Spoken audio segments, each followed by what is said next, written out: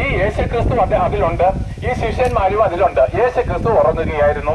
പെട്ടെന്ന് ഭയങ്കരമായിരിക്കുന്ന കാറ്റും കോളും അടിച്ചിട്ട് ഈ തടാകത്തിൽ തിരമാലകൾ ഉയർന്നിട്ട് ഇവരുടെ വഞ്ചി മുങ്ങുന്ന ഒരു അനുഭവത്തിലേക്ക് വന്നു.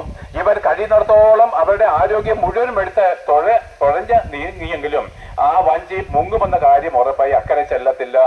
അപ്പോൾ അവർക്ക് നിലവിളി ഉണ്ടായി. അവരെന്താണ്? യേശുക്രിസ്തുവിനെ വിളിച്ചുണർത്തി, കർത്താവേ, ഞങ്ങൾ നശിച്ചു പോകുന്നതിൽ നിനക്ക് വിചാരമില്ലയോ എന്ന് ചോദിച്ചു.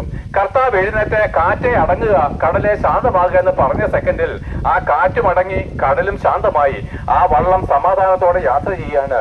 അപ്പോൾ ആ ശിഷ്യന്മാര് പറയുന്നു, കാറ്റിനെയും കോളിനെയും കൂടെ കാറ്റിനെയും സമുദ്രത്തെയും വാക്കുകളാൽ നിശ്ചലമാക്കി തീർക്കുന്ന ഇവൻ ആര്? അവർക്ക് ഭയമുണ്ടായി എന്ന് പറഞ്ഞത്. പ്രിയരെ, നമ്മൾ ആരും കടലിൽ വള്ളത്തെ പോകുന്നവരല്ല. എന്നാൽ നമ്മുടെ ജീവിത സാഹചര്യങ്ങളെ നോക്കിക്കൊടുവിന് നീ ഇന്നലെ രാത്രിയിലും കരഞ്ഞ പല വിഷയങ്ങളില്ലയോ? ഇന്ന് പകലും കടക്കാരൻ വരുമെന്ന് പറഞ്ഞുകൊണ്ട് ഒളിച്ചിരിക്കുവാൻ ആഗ്രഹിച്ച സ്ഥലമില്ലയോ? ഇന്നും നീ എന്താണ് അല്പം സ്നേഹത്തിന് വേണ്ടി കൊതിച്ച മണിക്കൂറുകളില്ലയോ പ്രിയരെ? പക്ഷെ കിട്ടിയിട്ടില്ല. അപ്പോഴെന്താണ് പലപ്പോഴും സ്വാഭാവികമായിട്ട് ആത്മഹത്യയെ പറ്റി ചിന്തിക്കുന്നു. വല്ല വിധേനയും ജീവിതം ഒന്ന് തീർന്നു കിട്ടിയാൽ മതിയെന്ന് ചിന്തിക്കുന്നു. ഇതല്ലയോ മനുഷ്യരുടെ അവസ്ഥ? പ്രിയരെ, കേട്ടുകൊള്ളുവിൻ. ഞങ്ങൾ നിങ്ങളെ അത്യധികമായിട്ട് സ്നേഹിച്ചുകൊണ്ടാണ് ഈ യേശുക്രിസ്തുവിന്റെ സുവിശേഷം അറിയിക്കുന്നത്. അത്യധികമായിട്ട് നിങ്ങളെ സ്നേഹിക്കുന്നവർക്ക് മാത്രമേ സുവിശേഷം ഘോഷിപ്പാൻ അർഹതയുള്ളൂ. പ്രിയരെ, എന്തോ ഒരു ചൂടാന്നറിയാമോ? എന്തൊരു വെയിലായി തണലത്ത് നിന്നിട്ട് പോലും ചൂട് കാറ്റടിച്ചിട്ട് ഞങ്ങളുടെ മുഖങ്ങളൊക്കെ വങ്ങിപ്പോവുകയാണ്. ഞങ്ങൾക്ക് വീട്ടിലിരുന്നു കൂടെയോ? ഞങ്ങൾക്ക് ഫാനിന്റെ കീഴിൽ മരത്തണല്ലോ വീടിനുള്ളിൽ ഇരുന്ന് സന്തോഷിച്ചു കൂടെയോ?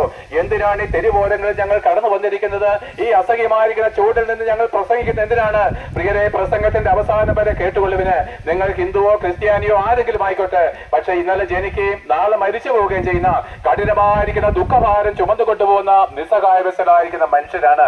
എന്നാൽ നോക്കുവിന്, ഈ ദുഃഖസാഗരത്തിൽ നിങ്ങൾ മുങ്ങി നിറയുമ്പോഴേ, ഈ ദുഃഖസാഗരത്തിൽ നിങ്ങൾ ഓരോ ദിവസം താഴ്ന്ന് ഉഴന്ന് അലഞ്ഞു പോകുമ്പോഴേ, ആരും സഹായമില്ലാതെ നിങ്ങൾ ഈ ഭൂമിയുടെ ഈ മരിപ്പരമ്പില് നിങ്ങൾ എന്താണ് അസാധാരണമായിരിക്കുന്ന ഏകാന്തത അനുഭവിക്കുമ്പോഴേ ഒരു സ്വരം കേൾക്കണ്ടയോ? ഭയപ്പെടേണ്ട, ഞാൻ നിന്നോട് കൂടെയുണ്ട്. അതേ പ്രിയരെ, എന്ന് മാത്രമല്ല അവൻ പറയുകയാണ് കേട്ടോ, അധ്വാനിക്കുന്നവരും ഭാരം ചുമക്കുന്നവരുമായിട്ടുള്ളവരെ നിങ്ങൾ എല്ലാവരും എന്റെ അടുക്കലോട്ട് വാ, ഞാൻ നിങ്ങളെ ആശ്വസിപ്പിക്കാമെന്ന്. എന്തിനാ പ്രിയരെ അധ്വാനിക്കുന്നത്? രാപ്പകലില്ലാതെ അധ്വാനിച്ചിട്ടും കടം മാത്രമല്ലേ ഉള്ളൂ മിച്ചം? അല്ല, രാപ്പകലില്ലാതെ നിങ്ങൾ കണക്ക് കൂട്ടിയിട്ട് എന്താണ് നാളത്തെ പറ്റി കൊണ്ടെത്തിപ്പാൻ കഴിയാത്തവണ്ണം ജീവിത സാഹചര്യം വഴിമുട്ടി നിൽക്കുകയല്ലയോ? മുമ്പേ പറഞ്ഞതുപോലെ കാറ്റും തിരമാലകളും അടിച്ച് ഓരോ ദിവസവും നിങ്ങൾ ഹൃദയഭാഗം സ്വസ്ഥതയില്ലാതെ, ഞാനൊരു കാര്യം ഉറപ്പായിട്ടും പറയുക, ഒരുവന് ജീവിതം അവസാനിപ്പിച്ചാൽ മതി എന്നുള്ള ചിന്ത 3-4 ദിവസമായിട്ട് നിന്റെ ഹൃദയത്തിൽ ഭരിക്കുന്നില്ലയോ? അതിന്റെ ആവശ്യമില്ല. നിന്റെ എല്ലാ പ്രശ്നങ്ങൾക്കും പരിഹരിപ്പാൻ യേശുക്രിസ്തു മതിയായവനാണ്.